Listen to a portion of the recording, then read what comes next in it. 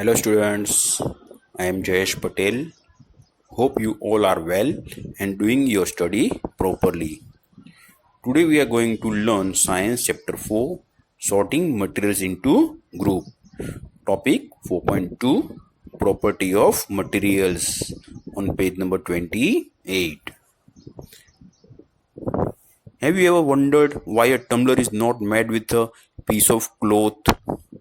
Recall our experiment with piece of cloth in chapter 3 and also keep in mind that we generally use a tumbler to keep a liquid. ये tumbler का मतलब क्या होता है? नहाने के लिए हम लोग जो बाल्टी में जो एक छोटा सा साधन लेते हैं ना, टम्बलर बोलते हैं उसको, जो पानी लेने के लिए हम लोग यूज करते हैं. टम्बलर में लोग क्या रखते हैं? पानी रखते हैं या तो कोई भी लिक्विड रखते हैं, बरोबर. Now, therefore, would it not be silly if we were to make a tumbler out of cloth? अगर सोच लो, अगर आपका टम्बलर गुम हो गया और आपने कपड़े का यूज करके टम्बलर बनाया तो चलेगा? What we need for a tumbler is glass, plastic, metal or other such material that will hold water. Tumbler के लिए प्लास्टिक है, ग्लास है, मेटल का है, ऐसी कोई चीजों से बना हुआ टम्बलर चाहिए जिसके अंदर पानी रह सकता है. कपड़े का टम्बलर में तो पानी रहने वाला नहीं है. Similarly, it would not be wise to use paper-like materials for cooking vessels. खाना बनाने के लिए जो बर्तन यूज करते हैं वो कपड़े में से या तो लकड़े में से या तो पेपर में से बनाया तो चलेगा? नहीं चलेगा ना. करेक्ट. देखो फिगर में दिया, यूजिंग अ क्लोथ टम्बलर. क्या होता है? पानी डाला तो नीचे से निकल जा रहा है. We see then that we choose a material to make an object depending on its properties and the purpose for which the object is to be used. हमें जो काम के लिए जो चीज यूज करनी है उसके हिसाब से हमें वो चीज पसंद करनी रहती है. कोई भी चीज हम लोग वहां पे पसंद करेंगे तो नहीं चलता है. जैसे खाना बनाने के लिए लकड़ी के अपने बर्तन यूज किए तो चलेगा? नहीं चलता है. So, what are all the properties of material that would be important for their uses? Some properties are discussed here. तो पदार्थ के गुण यहाँ पे दिए हुए हैं जो हमें आगे काम में आ सकते हैं. पहला गुण है उसकी दिखावट, अपीयरेंस. अपीयरेंस का मतलब होते है दिखावट, एक केवू देखाय છે. First, material usually look different from each other. Wood looks very different from iron. Iron appears different from copper or aluminum. At the same time, there may be some similarities between iron, copper and aluminum that are not there in wood. हमें जो भी आज आपस में जो पदार्थ दिखते हैं वो एक दूसरे से सब अलग ही दिखते हैं. आपने देखा रहेगा आपके घर में जो भी वस्तुएं हैं आप उन्हें देखिए, कोई भी चीज़ एक जैसी दिखती है? नहीं दिखती है. जैसे आपके पास लकड़ा रहेगा, लकड़े और लोखंड रहेंगे, दोनों एक जैसे दिखते हैं? नहीं दिखते. लोखंड और आपके घर में जो कॉपर है, एल्यूमिनियम है, उसके एक जैसे दिखते हैं? नहीं दिखते हैं. पर फिर कभी कभी ऐसा होता है कि उसमें कोई जो गुण है, जैसे कि लोखंड, कॉपर, एल्यूमिनियम में जो लकड़े में नहीं है. Correct. Now see in the activity 3. Collect small piece of different materials such as paper, cardboard, wood, copper wire, aluminum sheet, chalk. Do any of these appear shiny? ये जो सब हम लोग ने चीज ली है उसमें किसी में चमक है? हमारी कोई चमके है? Separate the shiny materials into group. Here we have to separate the materials into two group. One is the shiny material and one group is without shine. Now observe as the teacher cut each material into two pieces and look at the freshly cut surface. अभी आपको देखना है, teacher कोई भी चीज को cut करेंगे तो जहां से कट किया हुआ है वो भाग को, वो सतह को आपको देखना है. What do you notice? Does the freshly cut surface of some of these materials appear shiny? जहां पे से कट किया उसमें से कोई मटेरियल जो है, जो पदार्थ है, उसमें से आपको चमक दिखती है? Include this object also in the group of shiny materials. जो आपने हमें ऊपर दो ग्रुप बनाया था उसमें जो शाइन वाला मटेरियल वाला जो ग्रुप था उसके अंदर ये मटेरियल हमें वहां पे रखना है अगर वहां पे चमक आपको दिख रही है तो. Do you notice such shine or lustre in the other material? Cut them away as you can. Repeat this in the class with as many materials as possible and make a list of those with and without luster in luster. अभी आपके पास जो भी material है, जो भी सब आपने इकट्ठा किया था, उसको 2 पार्ट में कट करो. उसमें से देखो आपको किसमें कहाँ पे भी साइन चमक दिखती है और चमक नहीं दिखती है, ऐसे 2 ग्रुप में उसको डिवाइड कर डालो. Now instead of cutting, you can rub the surface of material with sandpaper to see if it has luster. Luster का मतलब होता है चमक. अगर कट नहीं करना है कोई चीज को तो उसको सैंड पेपर से आपको घिसना है, और सैंड पेपर से घिसने के बाद में चमक आती है या नहीं आती है वो आपको देखना है. अभी सैंड पेपर क्या है, आपने देखा है कभी लकड़े पे ऊपर एक पेपर जैसा पदार्थ को वो लोग घिसते हैं, बरोबर है. या तो घर के अंदर जब भी दीवार के ऊपर कभी कलर वगैरह करने रहता है तभी वो दीवार को घिस के साफ करते हैं, तो जो पेपर उसको सैंड पेपर बोलते हैं. Now further, material that have such lustres are usually metals. Iron, copper, aluminium and gold are example of metals. मतलब जो मटेरियल में आपको चमक दिखती है वो अधिकतर उसमें से धातुएं रहती है, मेटल रहती है. Iron, copper, aluminium and gold are example of metals. धातु के उदाहरण कौन से हैं? लोखंड है, तांबा है, एल्यूमिनियम है, सोना है, ये सभी धातु के उदाहरण है. Some metals often lose their shine and appears dull because of the action of air and moisture on them. बहुत बार आप हम लोग ने देखा रहेगा जो धातु है उसके ऊपर चमक नहीं रहती है, बरोबर ना. तो उसका कारण क्या है? तो उसका कारण ये है कि जो हवा है और उसके अंदर जो पानी है, मॉइस्चर, उसकी वजह से वो धातु की चमक चली जाती है. We therefore notice the luster only on their freshly cut surface. इसकी वजह से अगर हमें चमक देखनी है तो उसको काटना पड़ता है, और जहाँ से काटा है वो जगह पे हमें देखना है.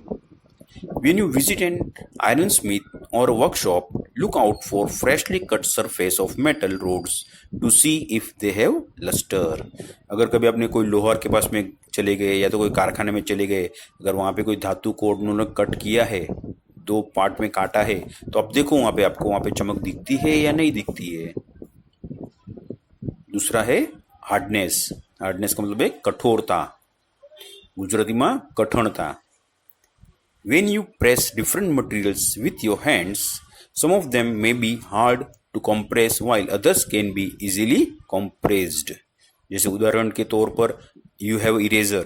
We can easily press the eraser. But can we press the ruler? No. Take a metal key and try to scratch with it the surface of a piece of wood, aluminum, a piece of stone, a nail, candle, Chowk, any other material और object. एक आप चाबी लेके जो यहाँ पे नाम दिया है वो सब चीज के ऊपर खरोचो उससे, चाबी से देखो मटेरियल के ऊपर खरोच आती है.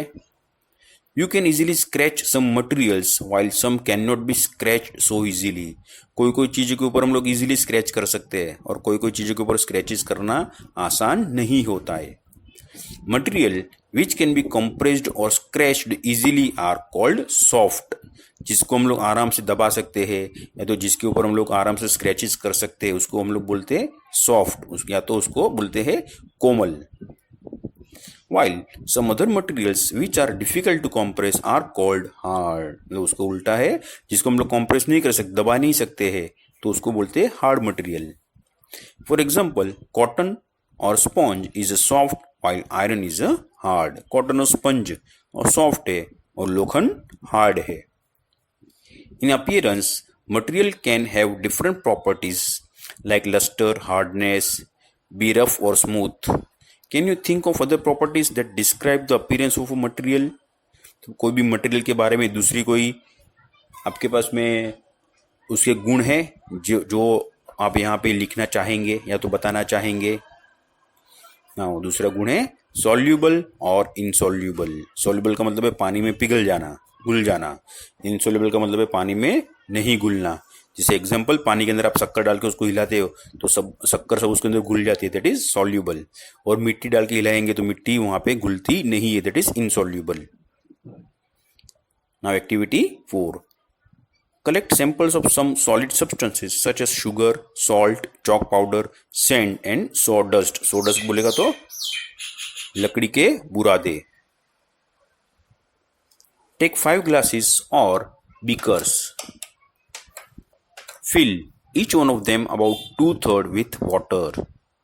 Add a small amount of sugar to the first glass, salt to the second, and similarly add a small amount of other substances into the other glasses.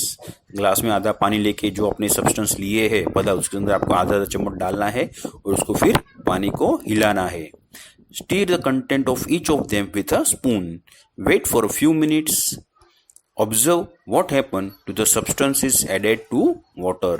हिलाने के बाद थोड़े टाइम रहने दो और बाद में देखो कि जो चीज़ अपने पानी में डाली थी उसका क्या हुआ. Note your observation is shown in table 4.3. Now see the figure 4.4. What disappears, what doesn't. पहले के अंदर देखो, समझो उसमें मिट्टी डाली है तो मिट्टी वहाँ पे डिजोल्व नहीं होती तो आपको सेंटर में दिखती है. और राइट साइड में जो बीकर है उसके अंदर समझ लो सॉल्ट या तो शुगर डाली है तो सॉल्ट या तो शुगर उसके अंदर डिजोल्व हो गई है. Now you have to complete the table 4.3. Now below the table, you will notice that some substances have completely disappeared or dissolved in water. We say that these substances are soluble in water. कोई पदार्थ पानी के अंदर पूरे घुल जाता है या तो लुप्त हो जाता है तो ऐसे पदार्थ को हम soluble in water कहते हैं. Other substances do not mix with water and do not disappear even after we stir for a long time. अगर पानी के अंदर आपने मिट्टी डाली और आप कितना भी उसको हिलाओ मिट्टी घुलेगी नहीं घुलेगी, वो उसी तरह नीचे रहेगी. These substances are insoluble in water. Water plays an important role in the functioning of our body because it can dissolve a large number of substances. पानी का हमारे शरीर में बहुत बड़ा स्थान है क्योंकि पानी के अंदर बहुत सारे पदार्थ घुल जाते हैं. Do liquid also dissolve in water? दूसरी तरह के जो तरल पदार्थ है लिक्विड्स है वो भी पानी में घुलते हैं. वो चेक करने के लिए we have to do the activity number 5. Collect samples of vinegar, lemon juice, mustard oil और कोकोनट ऑयल, केरोसिन और एनी अदर लिक्विड. विनेगर आपको पता रहेगा, अगर आपने चाइनीज़ खाया रहेगा तो उसके अंदर एक खट्टा खट्टा पदार्थ आता है जो पानी जैसा दिखता है तो उसको हम लोग विनेगर बोलते हैं. बाद में मस्टर्ड ऑयल बोलेगा तो सरसों का तेल, गुजराती में राईનું तेल. कोकोनट ऑयल, केरोसिन और any other liquid. Take a glass tumbler, fill it up to half with water, add few spoonful of one liquid to this and stir it well. एक ग्लास में आधा पानी लो, उसमें से कोई भी एक लिक्विड उसके अंदर डाल के उसको अच्छी तरह से हिला लो. Let it stand for 5 minutes. Observe whether the liquid mix with water. हिलाने के बाद में 5-1 मिनट रुको और बाद में देखो कि वो जो लिक्विड आपने डाला था वो पानी के अंदर घुल गया, मिक्स हो गया. Repeat the same with other liquid, as many different liquids as are available to you. ये होने के बाद में दूसरे गिलास में आधा पानी लेके फिर दूसरा लिक्विड डाल के देखो, हिलाओ और बाद में देखो कि वो जो लिक्विड डाला वो पानी के अंदर घुल गया है या नहीं. आपके पास जितने भी लिक्विड्स है डिफरेंट टाइप्स के, हर एक के लिए आपको ये चेक करके देखना है. Right your observation table 4.4. Now see the figure 4.5. 2 beaker is given. First A, some liquids mix well with water. देखो पहले में जो लिक्विड डाला है पूरा का पूरा उसके अंदर मिक्स हो गया, पूरा पानी ब्लू कलर का हो गया है. Now in second beaker some others do not. दूसरे बीकर में दूसरा एक लिक्विड डाला हुआ है पर देखो हिलाने के बाद में भी उसकी अलग परत आपको उसके ऊपर दिख रही है. बरोबर है, जब पानी और दूसरा लिक्विड उसके अंदर मिक्स हुए नहीं है. We notice that some liquids get completely mixed with water.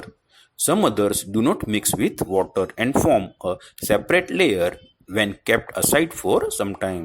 हमने देखा कि कोई लिक्विड उसके अंदर पानी में पूरी तरह से घुल जाते हैं जबकि कोई लिक्विड पानी के अंदर अलग से परत बना के तैरते रहते हैं पर पानी के साथ में मिक्स होते नहीं है. Now, some gases are soluble in water whereas other are not. अभी पानी का हम लोग ने देखा, अभी गैसेस के बारे में है. गैसेस पानी में घुलते हैं या नहीं. Water usually has small quantities of some gases dissolve in it. पानी के अंदर गैसेस थोड़े प्रमाण में घुले हुए रहते हैं. देखो उसके लिए हम लोग कौन सा एग्जाम्पल दे सकते हैं, तो for example oxygen gas dissolve in water is very important for the survival of animals and plants that live in water. अभी पानी में लोग ने समंदर में, नदी में देखे बहुत सारे एक्वेटिक एनिमल्स उसके अंदर रहते हैं जो पानी के अंदर तैरते रहते हैं। वहाँ पे बहुत सारी वनस्पति प्लांट्स भी नीचे रहते हैं। वो क्यों, वो वहाँ पे कैसे जिंदा रहते हैं? उसका कारण ये है कि पानी के अंदर घुला हुआ ऑक्सीजन, जो हवा में से ऑक्सीजन पानी के अंदर घुल जाता है और वो ऑक्सीजन एक्वेटिक एनिमल्स और प्लांट को यूजफुल होता है। इससे हम बता सकते हैं कि पानी के अंदर गैसेस घुले हुए रहते हैं। It is in small quantity but it is there in dissolve form. Now second, objects में फ्लोट और सिंक इन वाटर। कोई बता आपने देखे रहेंगे पानी पे तैरते रहते। फ्लोट बोलेगा तो तैरना, तरी जाऊ, और सिंक बोलेगा तो डूब जाना। जैसे लकड़ा आपने पानी पे डाल दिया तो लकड़ा पानी के ऊपर तैरते रहता है, पत्थर डाल दिया तो पत्थर डूब जाता है। While doing activity 4, you might have noticed that the insoluble solid separated out from water. You may have also noticed this with some liquid in activity 5. Some of these materials that do not mix with water floated to the surface of water. मतलब जो चीज पानी के अंदर घुलती नहीं है उसमें कोई चीज पानी के ऊपर तैरती रहती है। Others may have sunk to the bottom of the tumbler, और कोई उसके अंदर डूब जाती है। Right? We notice many examples of objects that float in water or sink. Dried leaves fallen on the surface of a pond, a stone that you have thrown into this pond, few drops of honey that you let fall into a glass of water. What happens to all of this? Now see the picture for this.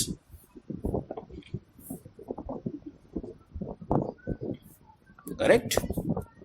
Now, Bujo would like you to give him 5 examples each of objects that float and those that sink in water. What about testing these same materials to see if they float or sink in other liquids like oil? पहले तो बुजो ने आपसे 5 question पूछे हैं कि पानी के ऊपर तैरने वाली 5 चीज़ों का नाम आपको बताना है और पानी के अंदर डूबने वाली 5 चीज़ों का नाम आपको बताना है। तो 10 चीज़ें हैं, वो आपको दूसरे में चेक करना है। उसमें ऑयल लेना है, ऑयल के ऊपर वो चीज़ें तैरती है या डूबती है वो आपको उसमें बताना है। It's clear everyone? Now will continue the transparency in the next video.